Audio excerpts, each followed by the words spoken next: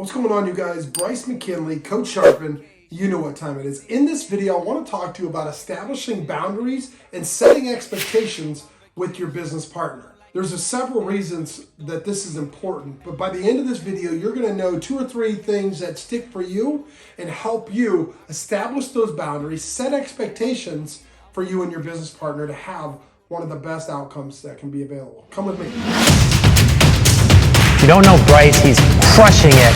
He's doing over 50 wholesale deals a month. So how do you establish boundaries and set expectations with someone that you might admire, like your business partner? Well, there's several different ways that you can do this, and everybody's got an opinion. But I want to share with you 3 things that I have done that's helped my business relationships prosper and be fruitful. So, number 1, making sure that you've got clear lines, boundaries, and expectations from the very beginning. Don't go into a partnership like, hey, we're going to be friends, and think that it's going to all be hunky-dory, right? From the very beginning, set the boundaries and the expectations as to what needs to be done, who's doing it, where, why, what, how, when. Now, this is not just for your business. One thing that I've noticed that a lot of business partnerships have and do is that they have this personal relationship outside of business. And there's nothing wrong with that. But knowing where that fine line is and when that boundary is crossed can really be a defining moment in that relationship. For example, my business partner and I, we've had some tough conversations. We also know that we value each other well enough that we're never going to raise our voice, scream, yell, or argue with each other without taking a step back. And we use this tool. We have what's called the story inside of our head. And so if we ever feel like there's a conversation like that, we have kind of a safe word, if you would say, and we say, the story that I'm telling myself is whatever that is. And it's really helped us communicate and articulate where and how we felt boundaries were crossed or maybe expectations were not met.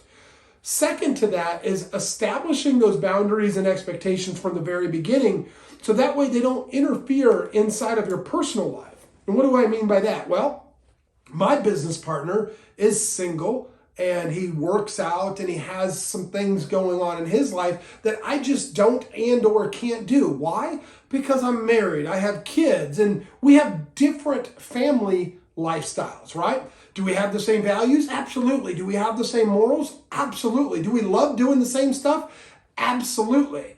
But I'm not going to come and have him hang out and spend the night at my house without letting my wife know. And so he knows that if it's something that we're doing, like maybe going on a trip out of town, some of the boundaries and expectations that we have is he gives me enough notice so that I can have that conversation with my wife. Or if he wants me to go somewhere with him or vice versa, it's like we need to have that conversation. And so you might want to make sure, just do it.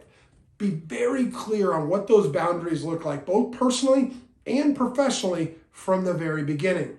Secondly, map out your roles and responsibilities. Mapping your roles and responsibilities out for what you do on a daily basis and what your partner does on a daily basis is going to have long-term effects on how and what your business looks like down the road. Why is this important? Well, if you have a clear definition of what you're doing and so does your partner, if the ball gets dropped, you know who's the blame. And it's not about blaming, more so about taking the responsibility, right? So if you've got a role or responsibility that maybe you missed something or dropped, it's up to you to accept the responsibility, right? Owning where you are, what you do, and how you do it, so that if a mistake is made, you not just ask for forgiveness, but you accept the responsibility. That way there's no pointing of the fingers or blaming from you or the other partner.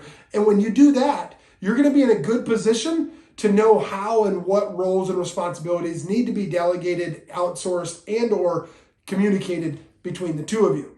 Last but surely not least, and this is probably one of my favorite things, to be honest with you, because it not only does it just make sense, but it's something that has to be done inevitably for you and your business and your business relationship with your partner to succeed. And that is this: having daily check-ins or weekly check-ins or a combination of the both.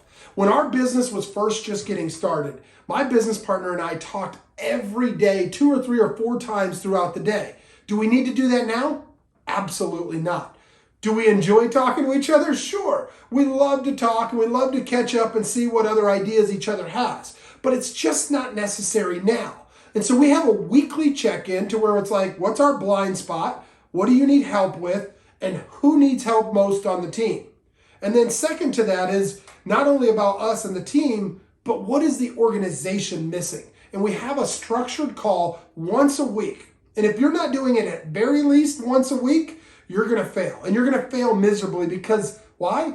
The stories you tell yourself. So use that line, establish those boundaries and expectation between you and your partner, and you'll have a much better shot at being successful.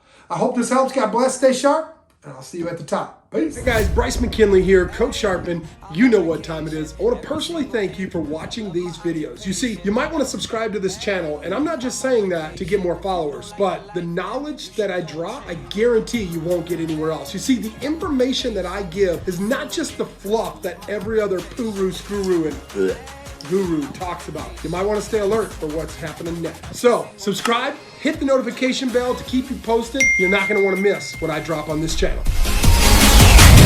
Every single